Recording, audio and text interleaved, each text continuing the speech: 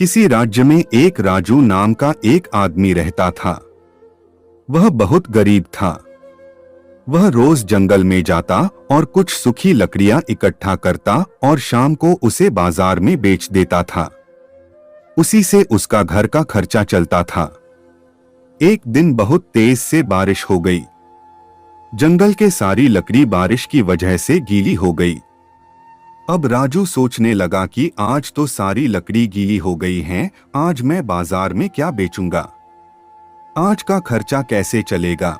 ये सब सोच सोचकर और उदास होकर जंगल में एक पेड़ के नीचे बैठ गया। तभी जंगल में ही उसे एक डाकू का अड्डा दिखा। वहीं पे एक तोता भी था। राजू ने उसे पकड़ लिया। घर लौटते समय उसे एक आश्रम मिला। वहां पे भी एक तोता था। राजू ने सोचा कि अगर मैं इस तोते को भी पकड़कर बाजार में बेचूंगा तो बहुत अच्छे पैसे मिल जाएंगे। फिर उसने बहुत मेहनत करके उन दोनों तोतों को पकड़ा और उसे घर लेकर आया। दूसरे दिन वह दोनों को अलग अलग पिंजरे में रखा और दोनों तोते को बाजार में लेकर गया और दोनों के अलग अलग दाम लगाया। लोग आते और उसका दाम पूछते। तब राजू कहता कि एक का दाम 1 रुपया और दूसरे का दाम 2 लाख रुपया बताता था। इस तरह के दाम सुनकर लोग चौंक जाते थे, क्योंकि देखने में दोनों एक ही तरह के थे। बाजार में किसी ने भी उन तोतों को नहीं खरीदा। यह बात वहां के राजा को पता चली कि उन्होंने अपने एक नौकर को आदेश दिया कि राजू को दोनों तोतों के साथ इस राजमहल में लेकर आओ। नौकर राजा के आदेश का पालन किया और थोड़ी देर बाद राजू को तोतों सहित राजमहल में लेकर आ गया। राजा ने राजू से पूछा कि ये दोनों तोतों का दाम अलग अलग क्यों हैं? देखने में तो दोनों एक जैसे हैं। तब राजू ने कहा, महाराज, इसका कारण मैं अभी नहीं बताऊंगा। जब आप इसे खरीद लेंगे तो आपको अपने आप समझ आ जाएगा। उस समय यदि आपको लगे कि मैंने इनका दाम गलत बताया है तो आप मुझे सजा दे सकते हैं। राजा ने राजू के कहने पर दोनों तोतों को खरीद लिया और उसे पैसे दे दिए। राजू खुशी खुशी अपने घर चला गया।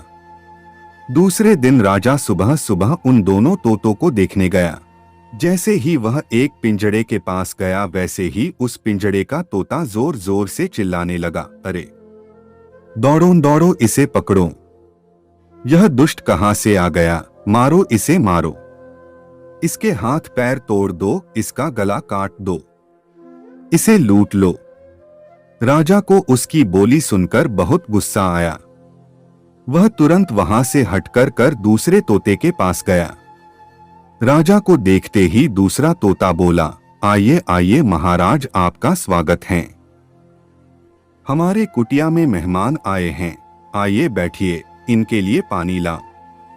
यह सब देखकर राजा को बहुत हैरानी हुई। उसने तुरंत अपने नौकर से कहकर राजू को बुलवाया और उससे इन दोनों के आवाज में फर्क के बारे में पूछा। राजू ने बताया कि महाराज, मैंने एक तोते को डाकुओं के अड्डे से और दूसरे को एक ऋषि के आश्रम से पकड़ा था। डाकू लोगों को मारते पीटते, गालियां देते और लूटते थे। उन लोगों की बातों को सुनकर पहले वाले तोते ने यह सब सीख लिया था और वैसी ही बातें करने लगा था। दूसरा वाला तोता ऐसा बोलना इसलिए सीख लिया था कि वह एक साधु के आश्रम में रहता था और आश्रम में लोगों का हमेशा स्वागत होता है। वेद पुराणों का पाठ होता है और वहां हमेशा मीठा शब्द बोला जाता है। यही कारण है कि दूसरा वाला तोता सदा अच्छी अच्छी बातें करता है। यह सब संगत का असर है।